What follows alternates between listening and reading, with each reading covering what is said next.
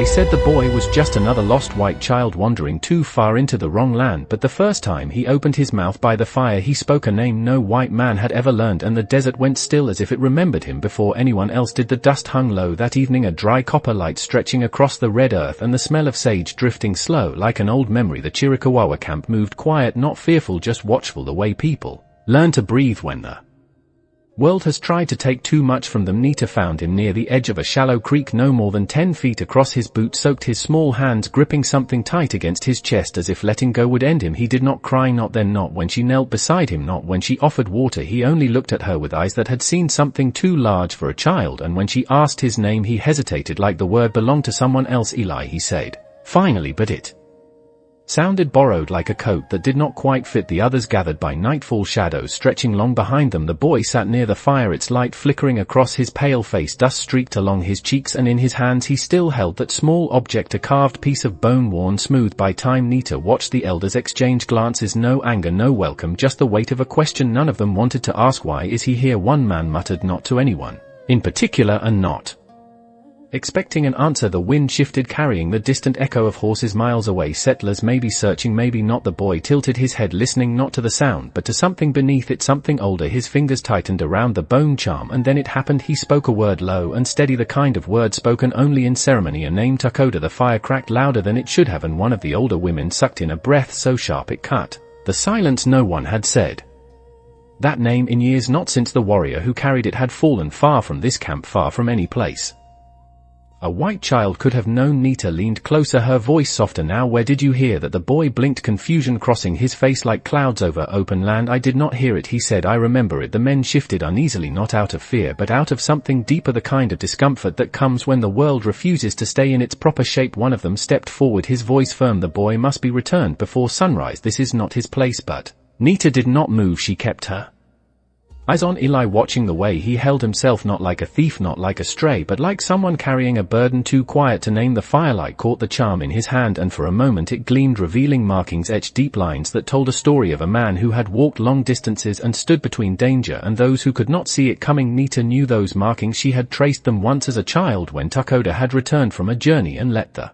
younger ones listen to his stories. She remembered the way he spoke, slow and certain, as if every word had weight. Now that same weight sat in the hands of a boy who should not have known it. The night stretched on, no one slept, the stars above cold and endless. Eli sat still, eyes half closed, as if listening to a voice no one else could hear, and once, just once, he whispered something again, not loud, not meant for anyone, but the sound of it made Nita's chest tighten. It was not fear, it was recognition, and somewhere beyond the fire, beyond the reach of that small circle of light, the desert watched and waited, as if it too was deciding whether this boy was a mistake or a message. And by morning nothing would remain the same. The sun rose slow over the ridge, painting the land in pale gold and long shadows, and by then the camp had already made its decision, or at least something close to one. Eli stood where Nita had left him, wrapped in a worn blanket that still carried the scent of wood smoke and cedar, his small boots drying by the fire, his eyes clearer now but no less heavy, the kind of look a man earns after years, not a boy after days. The men spoke in low voices near the edge of camp, their silhouettes sharp against the light. We cannot keep him, one said, not unkindly, just certain his people will come, and when they do they will not ask questions, they will take what they believe is theirs. Nita listened without turning her gaze from Eli, who was now tracing lines in the dirt with a stick, slow careful movements like he was mapping something only he understood. He does not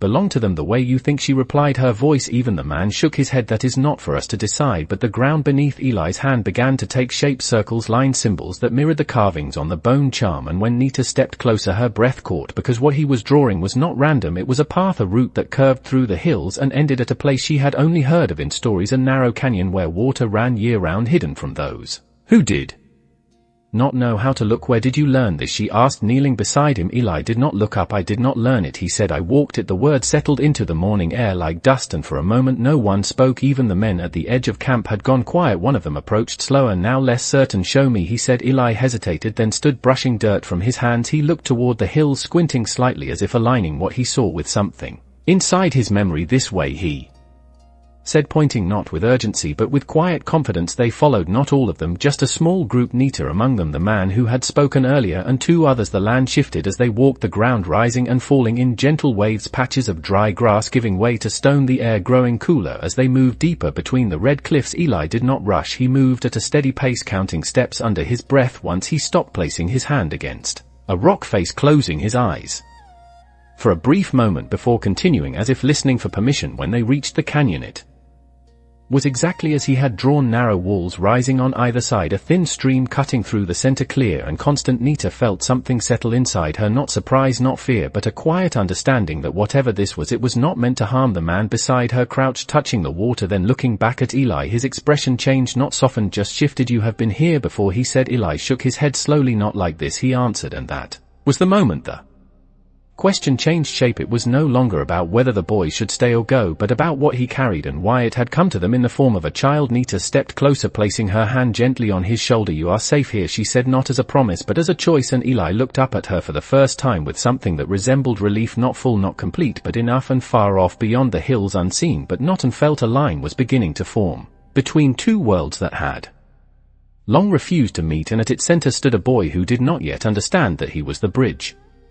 By the time they returned to camp, the sun had climbed high enough to bleach the color from the land and leave everything sharp and exposed, as if the desert itself wanted no secrets kept. Eli walked a few steps behind Nita, now no longer guided but still certain, his eyes drifting across the ground as though the earth spoke in quiet patterns only he could hear. The others kept their distance, not out of fear but out of something harder to name, the unease of watching a story unfold that no one had agreed to tell. When they reached the fire, the elders were waiting, seated in a loose circle, their faces lined not by age alone but by years of choosing what must be protected and what must be let go. Nita stepped forward first. "He found the canyon," she said simply, no embellishment, no persuasion, just truth laid bare. One of the elders nodded slowly, as if that single fact carried more weight than a dozen arguments. The boy was asked to sit, and he did, folding his legs beneath him, the bone charm resting in his palm like something alive. The oldest among them leaned forward, his voice quiet but firm. "That path is not shown, it is remembered." Eli looked at him, then not with defiance but with a kind of patience that did not belong to a child. "I remember," he said again, and this time the words did not sound uncertain. They settled into the circle like a stone dropped into still water. The ripples moved through each face differently, some tightened, some softened. Nita watched closely as the elder extended his hand toward the charm. "May I?" Eli hesitated only a moment before placing it into the man's weathered palm. The elder turned it slowly, tracing the carvings with a thumb that knew their language without needing to speak it. "Takoda," he whispered, not as a question, and for a moment his eyes closed as if greeting an old friend across a distance that could not be measured in miles. When he opened them again, they rested on Eli with something new, not belief, not yet, but a willingness to listen. "Tell me how you came to carry this." Eli drew a slow breath, his gaze drifting past the circle toward the open land beyond. "I see him when I sleep," he said, "a man standing where the sky meets the ground. He does not speak with words, but I understand him. He walks and I follow. Sometimes I am small, sometimes I am not, sometimes I am him." The fire crackled low, the sound filling the spaces between his sentences. No one interrupted, even the wind seemed to lean in. Then one of the younger men shifted uneasily. "Dreams are not proof," he said, not harshly, just holding on to what he knew. Nita turned her head slightly. "They are not nothing either," she replied, and Eli looked between them both as if watching 2 halves of the same truth trying to recognize each other. The elder returned the charm to the boy and nodded. "Once you will stay for now," he said, not as permission but as a pause in judgment. The decision settled over the camp like shade, welcome and uncertain at the same time. Eli lowered his head, not in gratitude,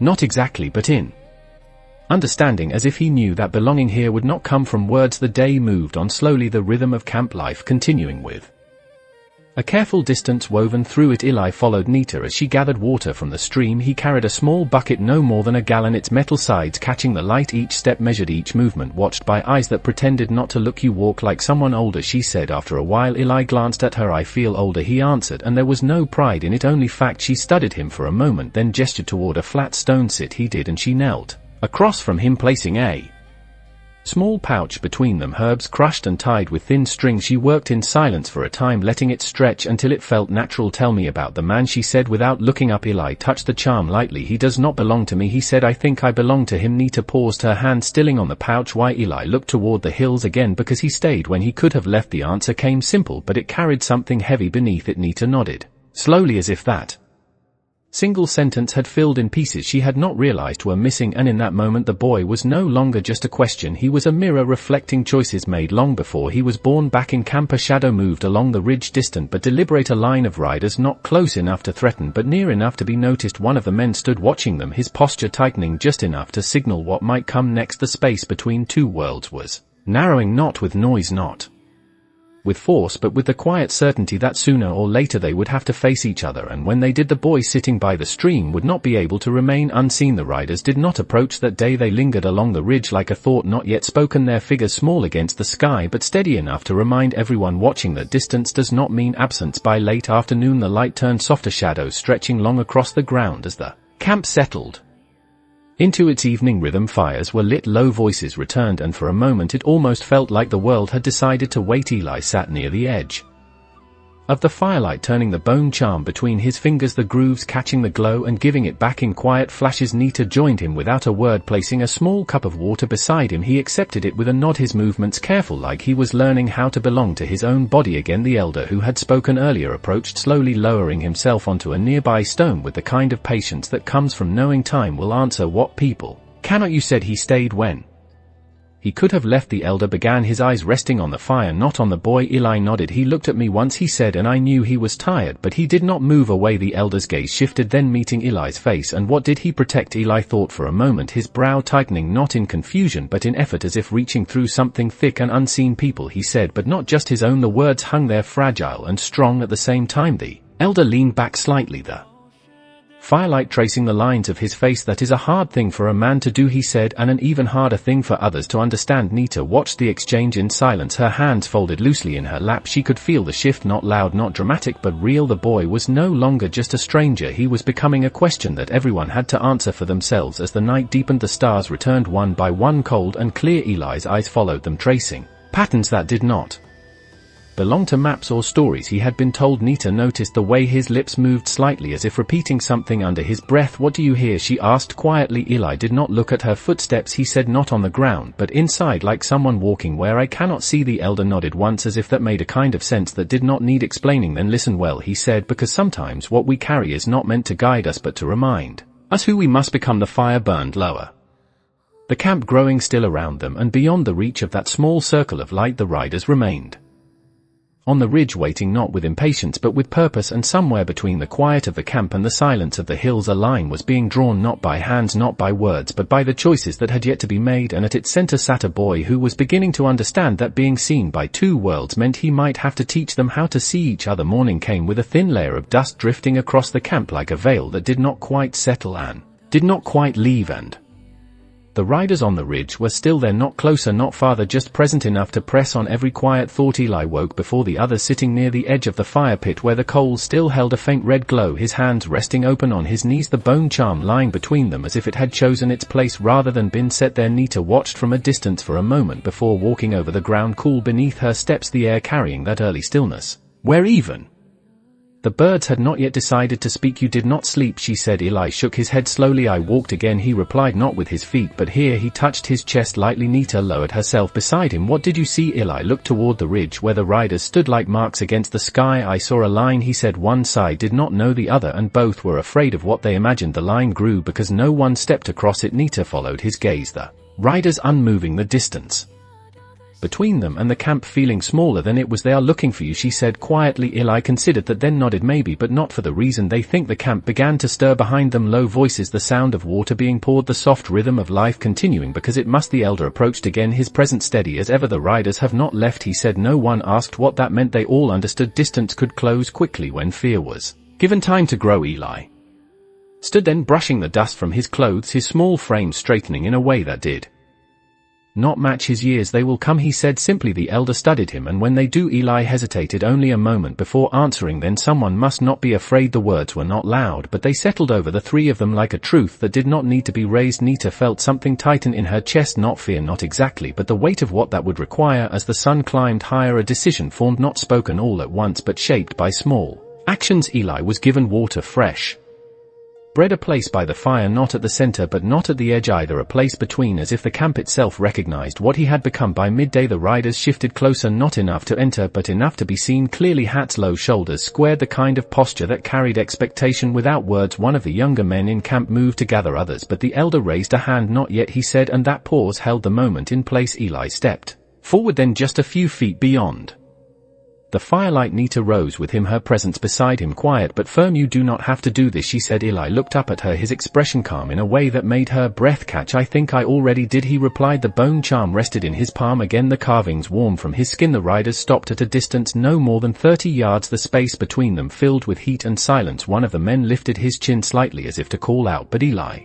spoke first, his voice steady, carrying farther than it should have for someone so small. You are looking for a boy, he said, and the words reached them without strain. The man on the ridge narrowed his eyes. We are, he answered. Then you have found him, Eli said, and for a moment nothing moved, not the wind, not the dust, not even the tension that seemed to hold everything in place. Nita stood just behind him, her gaze fixed not on the men but on Eli, watching how he held himself, not like someone surrendering, not like someone resisting, but like someone choosing. The line between them did not disappear, but it shifted.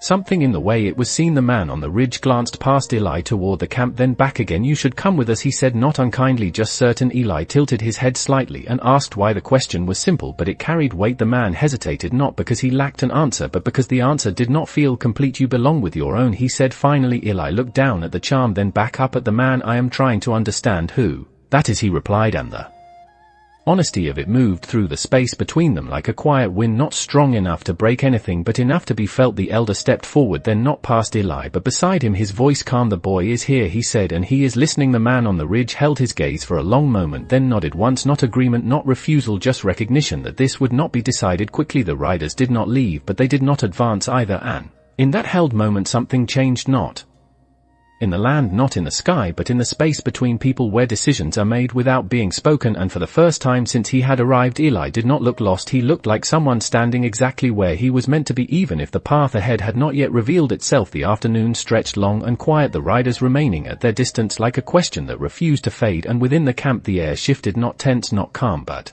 aware. Eli spent the hours moving between small tasks, carrying water, stacking wood, listening more than speaking. Nita stayed close, not guarding him, but walking the same rhythm, as if their steps had begun to find each other without effort. At one point she handed him a small strip of leather and showed him how to tie it into a simple loop. His fingers followed hers, careful and steady. You learn fast, she said. Eli shook his head. I remember fast, he answered, and the difference settled between them like something important. As the sun lowered, the elder called for a small fire, not the main one, just a circle enough for a few to gather. Eli was asked to sit again, the same place as before, the same quiet attention surrounding him, but now it felt different, less like judgment, more like listening. The elder spoke first. The men who wait beyond our camp believe they know who you are, he said. Eli nodded slowly. They see what they expect, the elder continued. And what do you see? Eli looked at the flame, its light moving across his eyes. I see people who do not want to lose what they understand, he said, and the elder's expression softened just slightly. That is true.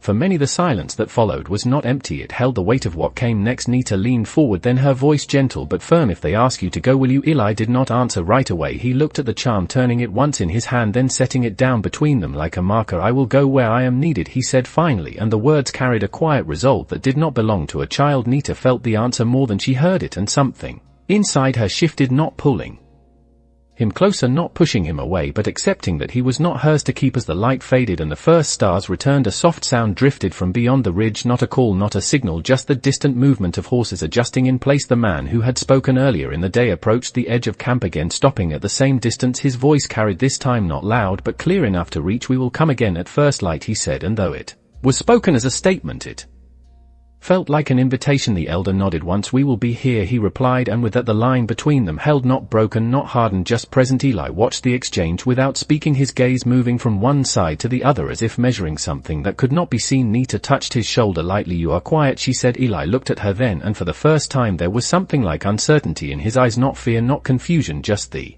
awareness of what his next step might mean. I am listening, he said again, but softer now, and as the night settled fully around them, the camp returned to its slow, steady rhythm, the fire low, the stars bright and endless above, and somewhere between those lights and the ground beneath their feet a choice was forming, not forced, not rushed, but inevitable, and at the center of it a boy held two truths in his hands and understood that whichever way he stepped he would carry both with him.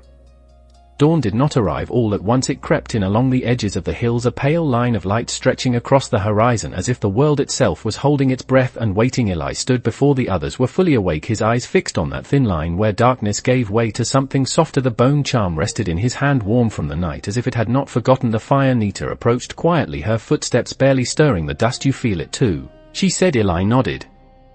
Without turning. They are closer, he replied, and though the riders had not yet appeared, their presence pressed against the morning like a weight that could not be seen but could not be ignored. The camp stirred slowly, people rising, gathering water, preparing for a day that would not be like the others. The elder stepped forward, his gaze moving across the land and then settling on Eli. They will come today, he said, not as a warning but as a fact. Eli turned, then his expression steady. What happens when they do? The elder considered him for a moment, then answered, that depends on what we choose to see in each other. The word settled between them, and for a moment the morning felt heavier than the night had been. The sound of hooves came soft at first, then clearer, measured, not hurried. The riders emerged over the ridge, 5 of them now, their figures outlined by the rising sun, their approach deliberate, as if they understood that what waited below was not something to be rushed. Eli did not move from where he stood. Nita stepped beside him, her presence quiet but unyielding. The others formed a loose line behind them, not a wall, not a threat, just a statement that they would not look away. The lead rider slowed his horse a few yards from the edge of camp, his hat casting a shadow across his face.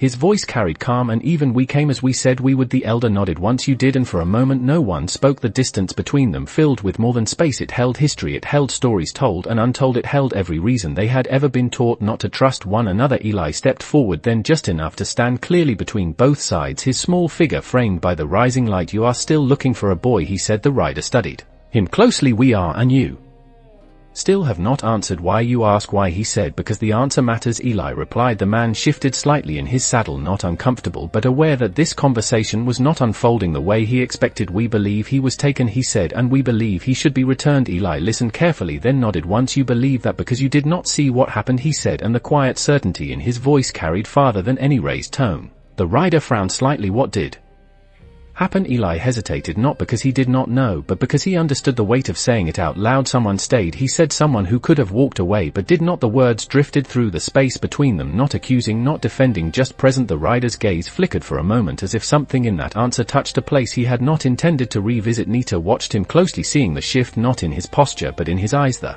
kind of shift that comes when a story begins to change shape in the telling. The elder stepped forward slightly, not breaking the line but softening it. The boy carries something, he said, not as a claim but as an offering. The rider looked from the elder back to Eli. What does he carry? Eli opened his hand, then revealing the bone charm. The light caught its surface, the carvings clear and steady. This, he said, and more than this. The man leaned forward slightly, his attention drawn not to the object alone but to the way the boy held it.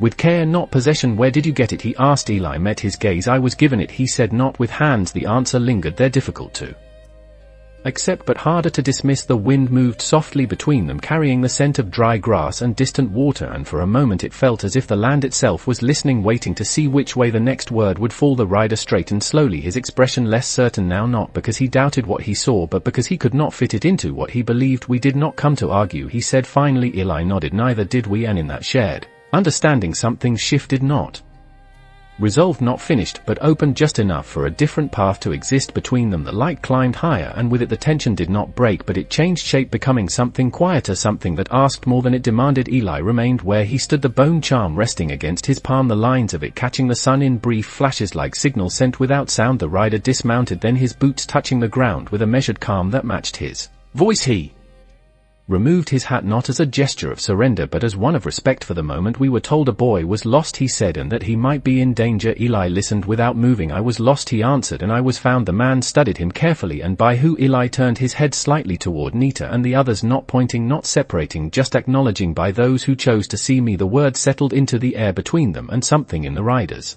expression softened, not fully, not completely, but enough to be noticed. The elder stepped closer, now standing within a few feet of the man, not confrontational, not distant. The boy has not been harmed, he said, and he has not been held against his will. The rider nodded slowly. I can see that, he replied. Then his gaze returned to Eli. Will you come back with us? He asked, the question simple but heavy. Eli did not answer right away. He looked down at the charm, then up at the faces around him. Nita, the elder, the others who had watched him, not as an intruder but as something they did not yet understand. And then he looked at the man before him. I will walk with you, he said, but not Away from them the man tilted his head slightly considering the words. And what do you mean? Eli took a small step forward, closing the space just enough to make his meaning clear. I mean I will not choose one side and pretend the other does not exist, he said. I will walk where both can see me. The silence that followed was different from the ones before. It was not filled with tension but with the effort of understanding something new. The rider exhaled slowly, his gaze drifting for a moment across the camp, then back to Eli. You are asking for something that is not easy, he said. Eli nodded. I know. The elder watched them both, his eyes steady and calm. Sometimes what is not easy is what lasts, he said quietly. Nita felt the truth of that settle deep within her, not loud, not dramatic, but certain. The rider placed his hat back on his head, then glanced at the others behind him before returning his attention to Eli. We will not take you by force, he said, and the choice of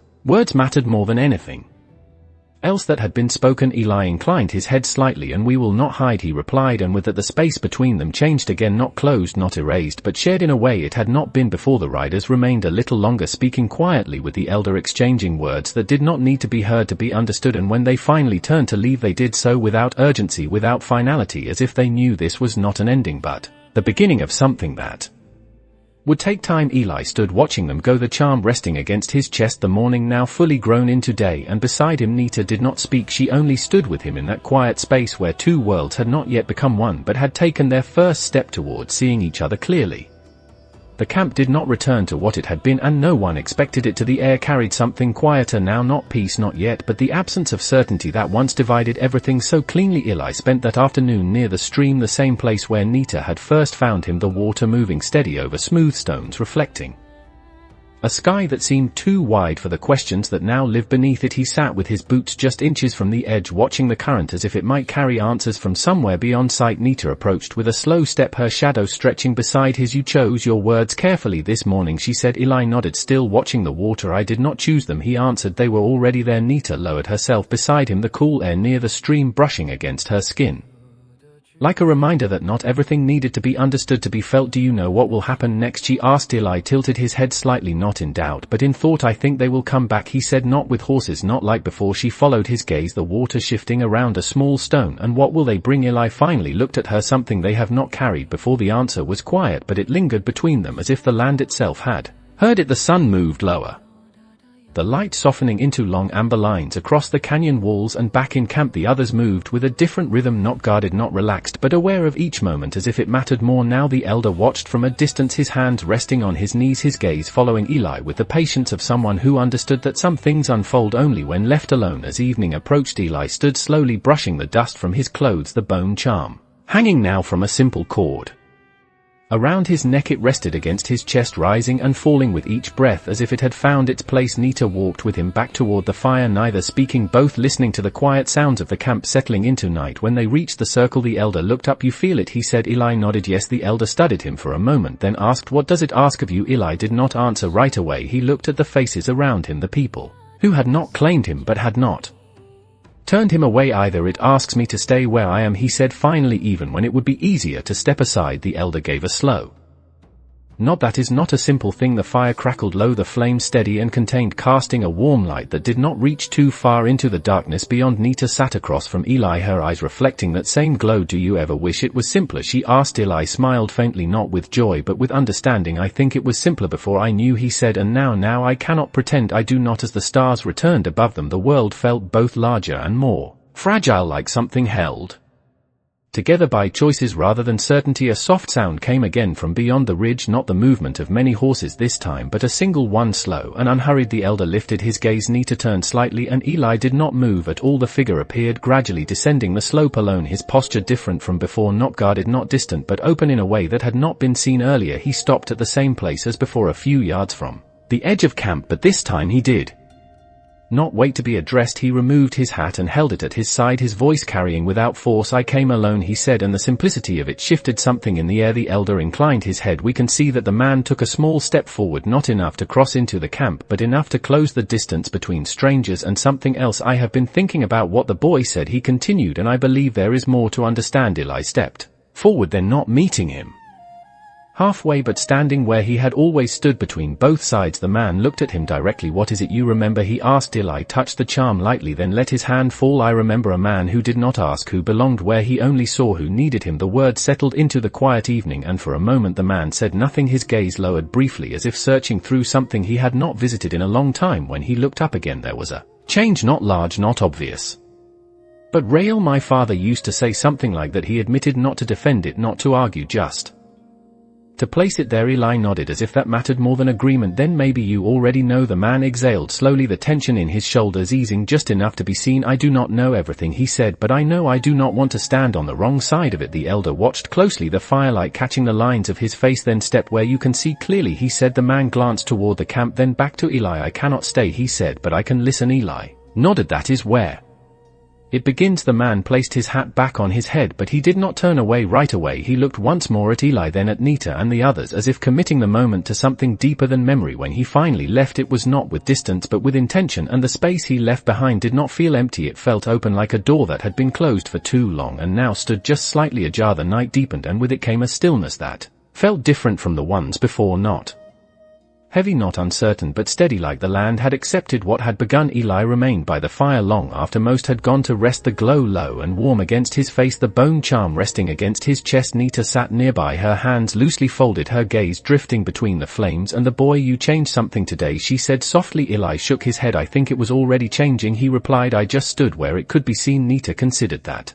then nodded slowly. "Sometimes that is enough." The elder joined them after a while, lowering himself onto the ground with quiet care. The stars above seemed closer now, sharper against the dark sky, like they too were listening. "You will not always be able to stand in the middle," he said. Eli looked at him. "Then I know," the elder continued, "but when you cannot, you must remember why you did." The words carried no weight of command, only the truth of experience. Eli touched the charm again, his fingers tracing the lines that had once belonged to another man. "I think he remembered too," he said. The elder's eyes softened just slightly. "Yes, he did." The silence that followed was not empty. It held something like peace, not the kind that ends everything, but the kind that allows something new to begin. In the distance beyond the ridge, the faint outline of the lone rider disappeared into the dark, not lost, not gone, just moving along a path that now felt different from before. And in the quiet center of the camp, Eli sat between two worlds that had begun to look at each other, not with certainty, not with fear, but with the first fragile understanding that neither one was complete without the other, and that sometimes the smallest voice carried the farthest when it chose not to shout.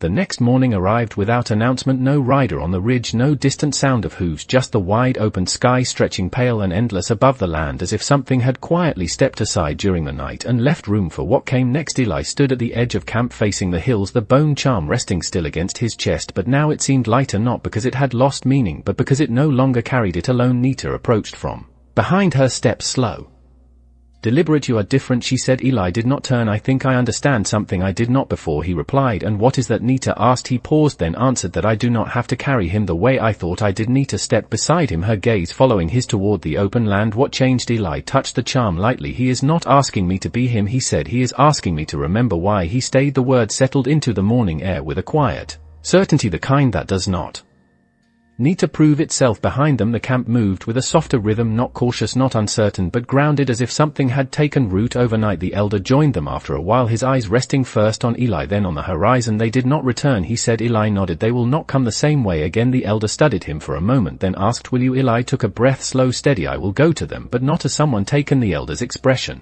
shifted slightly, not surprise, not concern, just recognition that the boy had reached a place no one could guide him through. Nita felt something tighten in her chest, not fear, but the quiet ache of knowing that standing between two worlds does not last forever. Sometimes you have to step forward. She looked at Eli. "You will not be alone," she said. He turned to her then, and for the first time there was a softness in his eyes that belonged fully to a child. "I know," he replied, "but I think this part one must walk first." The elder nodded. "Once, then you will not walk it empty-handed." He reached into the folds of his garment and brought out a small piece of cloth, worn but clean inside it. Another object rested, simple, unadorned, a smooth stone marked with a single carved line. "This belonged to Tuckoda before the charm," he said. "He carried it when he did not yet know who he would become." Eli accepted it carefully, his fingers closing around it as if completing something that had been waiting for him. The elder placed a hand briefly on his shoulder, not to hold him there but to steady what came next. Remember, he said, you are not choosing between worlds, you are showing them they were never meant to be apart. Eli nodded, and with that he stepped forward, not away from the camp, not toward the hills, but into the space between where no one had stood willingly before. Nita watched him go, her breath slow, her hand still at her sides. The distance was not far, but it felt wide as a canyon. Each step he took carried something with it, not weight, not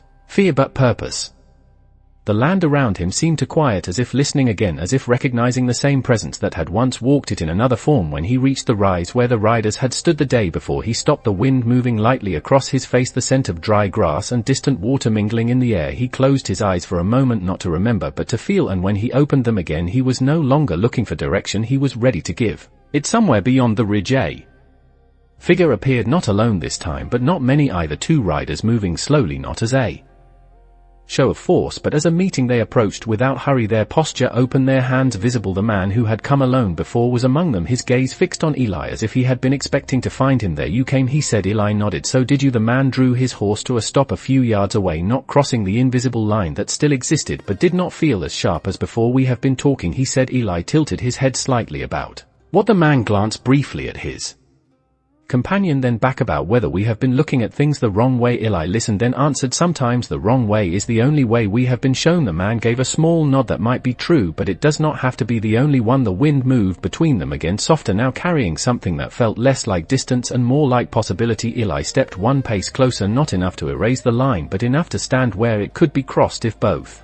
chose it. I will walk with you, he said again, but this time the words held more than intention, they held direction. The man looked at him for a long moment, then slowly he guided his horse forward just a few feet, not into the camp, not away from it, but into that space where neither side had claimed ground before. And in that quiet shared step something shifted, not loudly, not completely, but enough that the land itself seemed to breathe easier. By the time the sun reached its height, the space between the camp and the ridge no longer felt like a boundary, it felt like a path, one that had not existed before because no one had been willing to walk it. Eli moved between both sides, not as a messenger, not as a bridge forced into place, but as someone who refused to let either side remain unseen. The two riders dismounted eventually, their boots meeting the ground with the same quiet care as the elder had shown before. Words were exchanged, not many, not loud, but honest, in a way that did not need to convince anyone. Nita watched from the edge of camp, her eyes following Eli as he stood with them, his small figure steady against the wide open land. She could see the difference in him now, not just in how he spoke or where he stood, but in the way he listened. He no longer searched for answers in the distance, he allowed them to come to him through the people around him. The elder stood beside her, his gaze calm. This is where the real work begins, he said. Nita nodded, not taking her eyes off Eli. Will it last, she asked. The elder did not answer right away. He watched as Eli extended his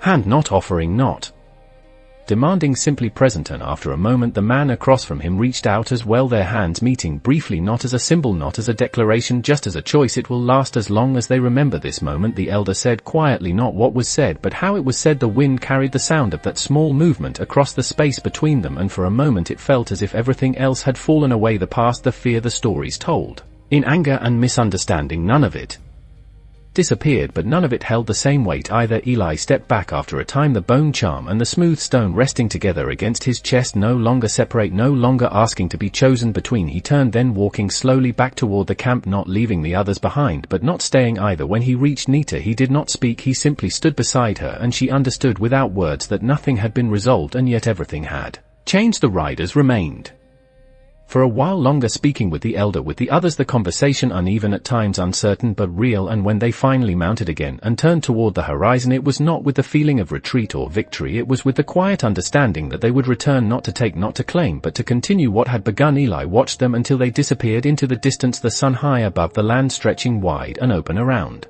him, and in that stillness he no longer felt like someone caught between two worlds. He felt like someone who had shown them a way to stand side by side, even if only for a moment, and sometimes a moment is all it takes for something lasting to begin. The days that followed did not announce themselves as different, but the difference could be felt in the way people moved, in the way eyes met and did not turn away as quickly. Eli no longer stood at the edge of anything, he walked freely between the fire and the open land, between the voices of the camp and the quiet memory of the ridge. The bone charm and the smooth stone rested together against his chest, rising and falling with each breath as if they had always belonged side by side. Nita watched him often not with concern but with a quiet kind of respect. He did not try to explain what he was. He did not need to. The elder spoke less now, not because there was nothing to say but because what needed to be understood was already taking root. In silence one evening, as the sun dipped low and the sky turned the color of fading embers, Eli stood again near the place where he had first been found, the shallow creek still moving steady the same as before, and yet nothing about it felt unchanged. Nita joined him, her shadow stretching long beside his. "Do you still hear him?" she asked. Eli looked out across the water for a moment before answering. "Not the same way," he said, and she waited for him to continue. "Now it feels like he is not ahead of me anymore. He is beside me." Nita nodded slowly, understanding more than the words themselves. "That is how you know you are no longer following," she said. Eli smiled faintly, not with pride, not with relief, but with a quiet acceptance, the kind that comes when something settles into its rightful place. The wind moved softly through the canyon, carrying with it the distant sound of hooves, not many, not urgent, just enough to be noticed. Eli turned his head slightly, not surprised, not tense, just aware. "They are coming back," he said. Nita followed his gaze, and this time there was no weight in her chest, no tightening, only a readiness that felt different from before. The riders appeared again along the ridge, fewer than before and slower, their movement not marking territory, not testing distance, but simply arriving when they reached the same place where they had stopped before. They did not wait long before one of them dismounted, the same man who had come alone earlier, his posture familiar now, not as a stranger but as someone who had already stepped once into something uncertain. "We have been speaking," he said again, his voice steady but softer than it had been. Eli stepped forward, not to meet him, not to close the distance, but to stand where he had always stood, between what was and what could be. "And what did you find?" Eli asked. The man glanced briefly at the others behind him, then back. "We found that we have been telling one story for too long," he said, "and we forgot there might be another." Eli nodded as if that was the answer he had been waiting for. "Stories can change," he said, "but only if someone is willing to listen to a new one." The man let out a breath, slow and measured. "We are trying." Eli looked at him for a long moment, then reached up and touched the charm at his chest before letting his hand fall. He did not offer it, he did not hide it, he simply let it be seen. "This belonged to a man who did not choose sides," he said. "He chose people." The word settled into the space between them, not as a lesson, not as a correction, but as a memory shared. The man nodded once. "I think I understand that now," he said, not fully, not completely, but enough. The elder stepped forward, then, not leading, not following, just present. "Understanding is not the end," he said, "it is where you begin again." The man met his gaze, and this time there was no hesitation in his expression. "Then we will begin there," he replied. The silence that followed was not empty, it was full of something that did not need to be named. The riders did not stay long. They spoke with the elder, with a few others, their words simple, their tone measured, nothing grand, nothing promised, and when they turned to leave it was with the same quiet intention as before, not carrying certainty but carrying something better, the willingness to return. Eli watched them go, the light fading slowly across the land, the sky opening into night once more. Nita stood beside him, her voice soft. "You did not change them?" Eli shook his head. "I did not try to," he answered. "I only showed them something they had forgotten." The elder joined them, his gaze following the last trace of movement on the horizon. "And sometimes that is enough," he said. The fire behind them burned low, the camp settling into its rhythm once again, but now it was a different rhythm, not defined by who belonged and who did not, but by who was willing to see and be seen. Eli sat near the fire after a while, the bone charm and the stone resting quietly against him, no longer heavy, no longer asking anything of him. The stars above stretched wide and endless, the same stars that had watched over Tuckoda, the same stars that now watched over him, and in that shared sky there was no line, no boundary, only space enough for every story to exist without taking from another. Eli closed his eyes for a moment, not to remember, not to listen, but simply to be, and when he opened them again the world looked the same as it had before, and yet it felt entirely different, because now he understood something simple and lasting, that out here justice does not arrive with noise, it does not need to prove itself, it lives in the quiet choice to stand where others will not and to see what others refuse to see, and sometimes that is all it takes to change the shape of a story without ever raising a hand or a voice.